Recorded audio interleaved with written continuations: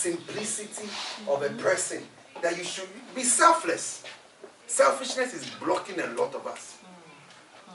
Selfishness, Selfishness will destroy you. You think, you see, because you think that is all you have, you can never help anybody. You can never invest. You can never forgive. You can never, you just continue like that. Because you think this is the best that can come out of me. And the moment you think like that, you block heaven from raining over you. The man says that, I'm going to become more selfish. Verse 19. And I will say to my soul, say, after I'm selfish enough, I've saved enough. This shows you that this is the current Christian. This is this generation Christian. I need enough money that even if I don't go to church again, and I don't serve God again, if God chooses not to help me again, I have enough money to take care of myself. Are you getting what I'm saying? Oh, I'm telling you, this is the truth. He says that I will say to my soul, verse 19. He says, so, now this is a man talking to his other negative side. And now the negative side and the man have agreed to speak to the soul. Hey, it's a dangerous combination. The soul is the one that suffers. The soul, whenever we do something bad, your soul will not be at peace. Some of us call it a conscience. So now, this man is positioning himself that my soul, the decision I'm about to take now, I want you to understand that you will not have to worry again. He says, so that has much goods laid out for many years. He said, for many years now, you are never going to need God. that is what all the world is about. That is what it's about. For many years now, you wouldn't need to worry yourself about working, to worry yourself about people. You can be more selfish. You can just be about yourself. Take that easy. Say now, for many years, be easy. For many years, just relax. No need to pray. No need to fast. You don't have to do anything. Take your ease. That means relax, backslide. Eat, drink. You see, the words are there. He said, check your Bible so I don't deceive you. He said, eat and drink and make parties. Different kinds of parties. Party for your hair. There are people that make party for everything. Party for the day I was born, or I will call it our birthday. Party for the day I bought my first car. Party for the day I got my Swedish passport. Party for the day, give me some. People do parties for everything. Parties for everything. If it wasn't for my wife who came into my life, in party for my birthday, never. Never. Now, my mother didn't do it for me. One day I remember I was crying to my mother and mommy. My friends, they always have birthday parties. All I got was one egg. Egg. He said, this is egg. Boiled egg. Eat it. Happy birthday, my son. Finish. Finish. So when she came into my life and then she started showing me all this good side of living, he said, no, you need to be celebrated. Even for me to go to a restaurant, that was wahala. Because I'm always looking at people and their problems. Why should I go and spend all this money? Well, we can help this person, we can help this person, we can help this person. He said, no, take a break. Make yourself feel good. So when you are praying, you understand that, yes, it's good. God is good. Those days we can say God is good on our lips, but it never dawned in my mind and in my heart that really God is good. I get what I'm saying? So, we should be careful not to don't celebrate too much. Too much celebration and you open doors for the enemy. Now I understand. Now I understand my mother's wisdom. And the family classify her to be a mad woman. Even family meetings, they don't call her. She only comes in the picture when there's a problem. When two people are fighting, then she will buy something and she will go and give it to this person. I met this auntie and she said I should come and give you this. And then she will go and do the same thing for the other one. And then the two people will meet. And now they don't know how to start. And the one that is humble will say, thank you for the gift anyway. And then this one will say, thank you. And then that's how you make up. That's a lifestyle. selfless. That's what we need to become. This man said that, I'm going to say to my soul now, so you have much laid up for you for many years. Take that ease, eat, drink, and make parties for everything. People have made parties for their children, and after the party, their child died. Okay, I've seen strange things. That's why one has to be humble, very, very humble. That what I'm celebrating, I might celebrate, because in some of the parties, the idea behind the parties too is not sometimes good. Let me do something to show off. You have to be careful about show off. Yeah. Show off is, anytime you show off, the hand of God is not there for you. So that means you become an open book, the enemy come in and destroy your life. Anything you show off with, you move out of the blessings or the covenant of God. So everything you are celebrating, let it be simple. Simple. Just be simple. And let your heart go towards God. Towards God. There are certain places, even in my own family, I will not take my son. I will not take Jehu there. I will not. Are you guys what I'm saying? I will not. There are certain places, I will not take Jehu there. Because lest they see your child, they begin to say, hey! And all of a sudden, this boy has a lot of fights to fight. All of a sudden. Because I remember when my mother, because she just took me, I remember it so clearly when she took me to these people. These women with this chalk, this white thing all over their body, because I was not good in school. Intellectually, I was very low. My brain was like C's. Nothing sticks in. And no wonder I'm changing school every year. My mother is a teacher. So where the class she's teaching, that's where I am. I'm always with her. I was a mommy boy too. So if she's a teacher of class 6, I'm in class 6 for 3 years. And when she's teaching other children, then she will give me some of the books to sit down, learn this. Yeah. And I'm just there. So she took me to these people to inquire. After praying, he said, that's why you should never get tired of praying. She took me to these women, and I was sitting there just like this boy. Sitting there innocent, but my ears were open. And you see, God, at that age, too, God knows certain things that must stick in your mind. And my mother would talk to me, and all I see the hand was, my senior son, she was saying, my senior son, excellent, my senior brother, excellent in school. My sister, all this was top. If you go to my sister's house, all the degrees on the wall, it's like a thermometer. All of it, all kinds of degrees for everything to the highest level. And this one, up to that age, so I was there, I couldn't even recite ABC. It's serious. It was serious. So when later my sister saw me and he saw that I can speak, he said, hey, what has happened? You can speak English? Hey, what is what has happened? It was a surprise for her. Because when they were going out, and because I made a covenant with God that God, I will never sit in any bus. I will never sit in any train. I will stand and preach. So myself, we were going to Liverpool market to go and buy some. So now we got into the train. I was going to sit there and I remember the covenant. I said, my God, I can't sit. And then my sister said, what is that? And I started moving. I said, praise the Lord, ladies and gentlemen. I said, hey! My God! Now my son was looking at me, saying, this boy, what is he doing? I preached all the way to Liverpool Street. And then when we step out, he said, tell me, what happened? I thought your head was rotten. Now this is the thing that the witches told her. When they came out and they look at me, the witches said, this is the boy you are worried about. Don't worry about this boy. This boy is going to grow, he's going to travel, he's going to become big, he's going to be... And the witches said she's going to do the work of God. And he's going to carry this work all over the world. And I was just sitting down there. I said, okay, these are these words. And now everything is unfolding itself.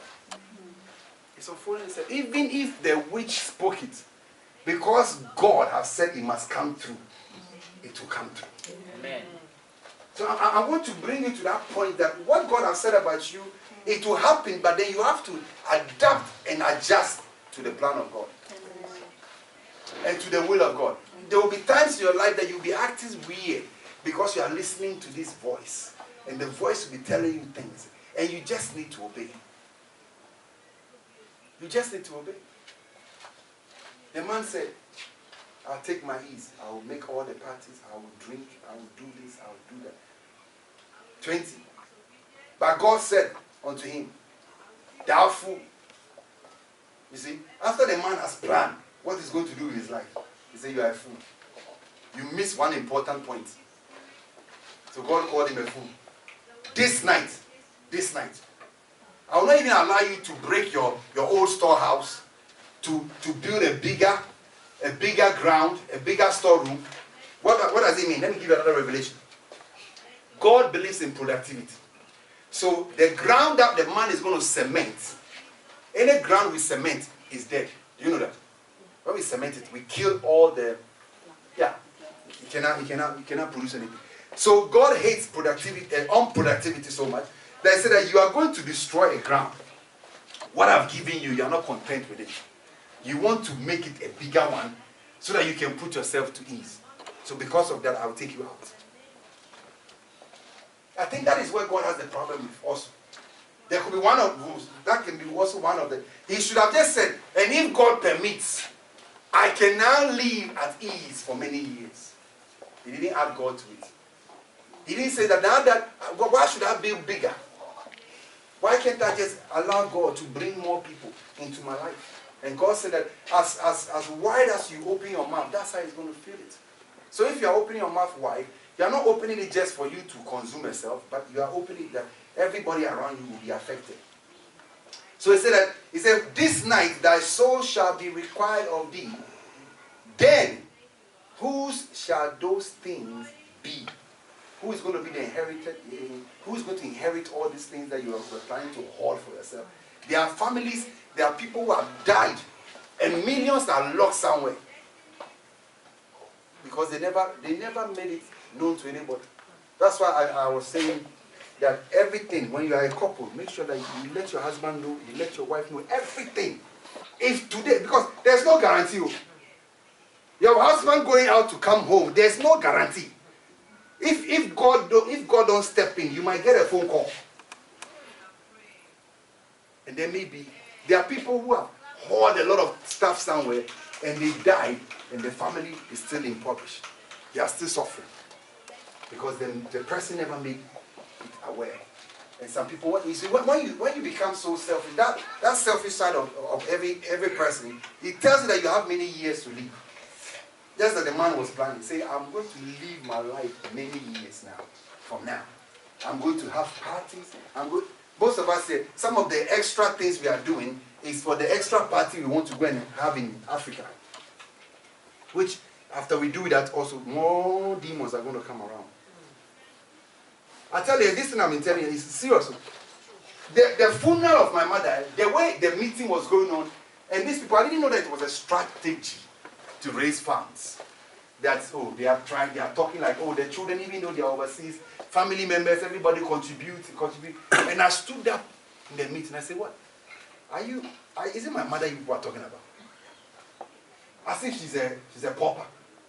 Do you know, the amount of money I found in her room alone, the dollars and the pounds, because of many people she sent overseas, that have been sending her money every month, that alone could fix the funeral. So I stood there and said, what? Is it coffin? I didn't know that the elders, all these elders today, some of them are ministers and things.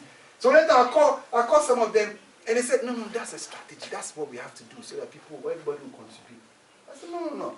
I didn't like the way it sounded. I think it's affecting my mother's spirit. If they can't buy anything, they should just come on the phone and come and enjoy and go home. I'll fix everything. That week, I fell asleep. I saw myself, I'm swimming in the swimming pool. All of a sudden, the swimming pool has been concrete. Now I'm inside the pool.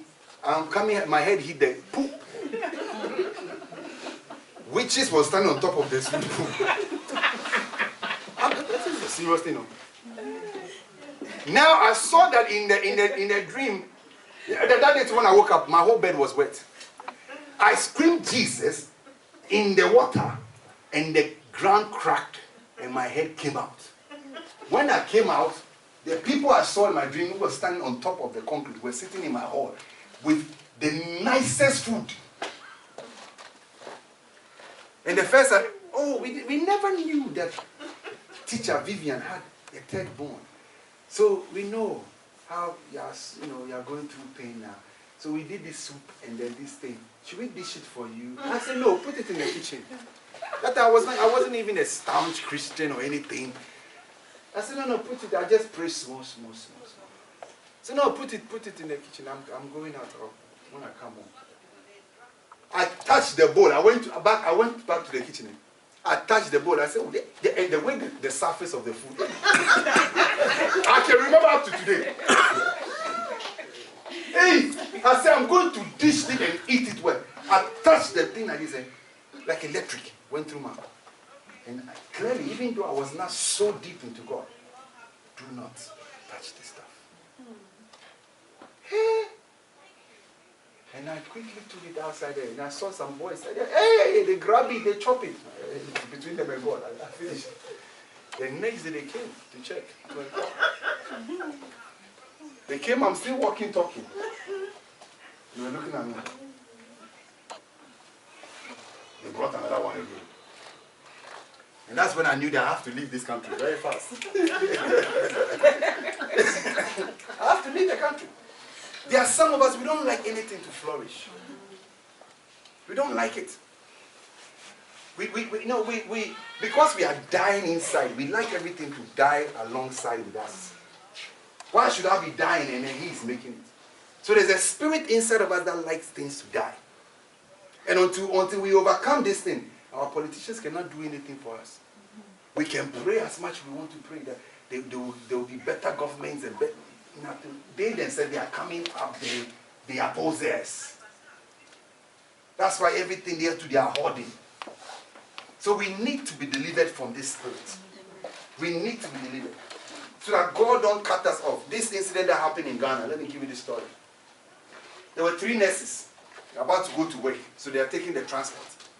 And that place where this explosion took place, it's a public circle. It's like in town, big place where everybody.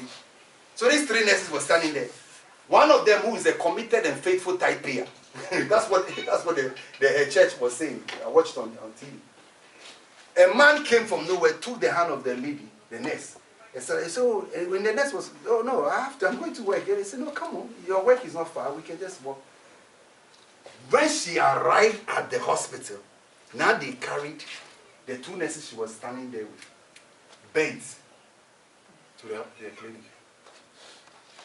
And she was screaming, said, I was just there with them.